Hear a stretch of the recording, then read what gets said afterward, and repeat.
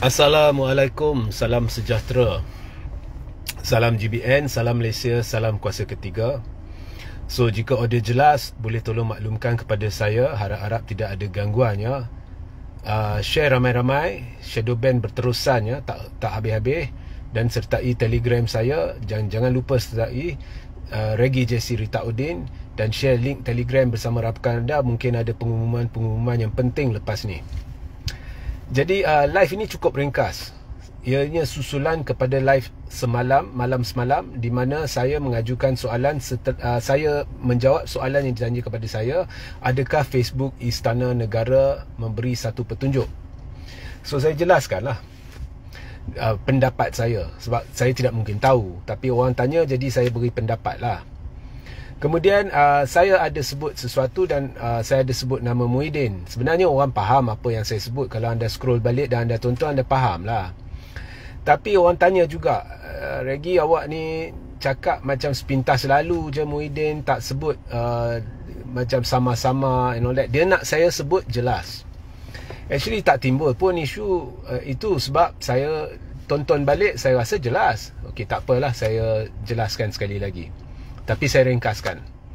Orang tanya saya, ada tak petunjuk dalam Facebook Istana Negara sebab Facebook itu dirombak.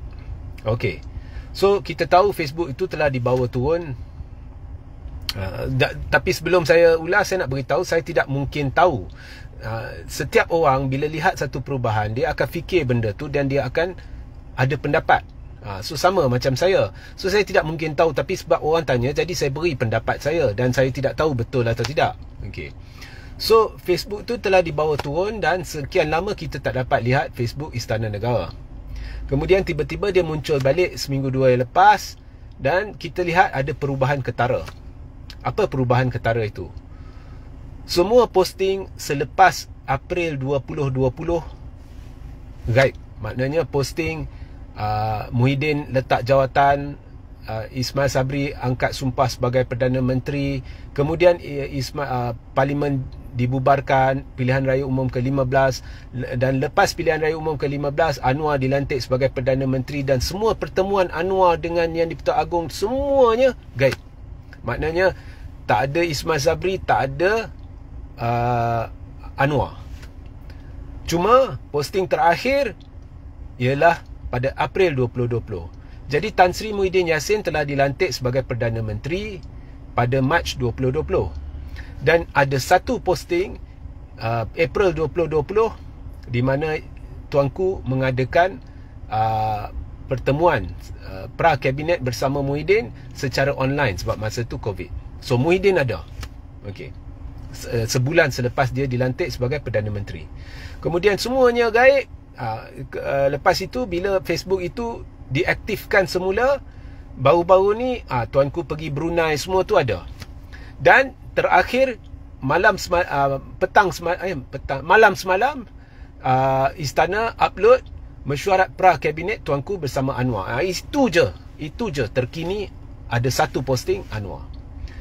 Jadi saya tidak mungkin pasti akan ada perubahan ke tidak. Saya yakin akan ada perubahan dalam masa terdekat, tapi saya tidak boleh 100% pasti. Saya tidak pernah beri kepastian. Tetapi andai kata berlaku sesuatu, dan berdasarkan pemerhatian saya Facebook tu, saya berpendapat ada satu mesej disampaikan, iaitu Tuanku sudah tekan butang reset. Iaitu reset kepada ketika Muhyiddin masih Perdana Menteri. Dan semua carca merbah yang dilakukan oleh Zaid kepada politik negara, kucar-kacirkan politik lah, macam-macam lah, tumbangkan Muhyiddin, semua tu dah gaib dari Facebooknya. Jadi kalau anda tanya kepada saya berpendapat jika ada perubahan, mungkin Tan Sri Muhyiddin Yassin sebagai PM11. Walaupun saya difahamkan favourite dia, ini sumber-sumber lah, ialah Dr. Sam, ada dan Hishamuddin, dan Muhyiddin. Tiga nama ni. Dan tidak, yang ada ramai tanya saya Tok Mat ke apa, itu tidak pernah wujud lah. Okey, terus terang tidak pernah wujud. Okey, sekadar yang saya faham lah, bukan saya nak kata ini salah, itu sekadar saya faham lah. So setahu saya 3 ni. Tetapi kalau saya lihat Facebook Istana Negara, itu petunjuk yang saya dapat secara peribadi lah. Tak salah lah, sebab memang ada perubahan. Jadi orang tertanya-tanya, jadi itu yang saya cerap lah. Mungkin saya silap, dan apa pun, kalau tak ada apa-apa perubahan terjadi, maka semua ni, perbincangan ni tiada makna lah. So ini sekadar menjawab persoalan anda. Bagi saya, kalau secara peribadi, saya, kalau anda minta saya lihat Facebook Istana Negara dan buat satu pemerhatian, itu pemerhatian saya lah, itu pandangan saya lah. Jadi andai kata ada perubahan, maka mungkin petunjuk telah diberi bahawa PM11 ialah Muhyiddin. So tapi wallahu alam lah, sama ada Muhyiddin ke siapa ke, wallahu alam. Kita lihat apa keputusan Istana Negara atau tuanku, atau mungkin tak ada apa-apa. Kita tunggu dan lihat lah. Itu saya dah pesan banyak kali kepada Anwar, tunggu dan lihat. Jangan asyik ratib isu tumbang kerajaan. Saya pun nak lihat. Ya, semua kita tunggu dan lihat. Cuma kita berdoa dan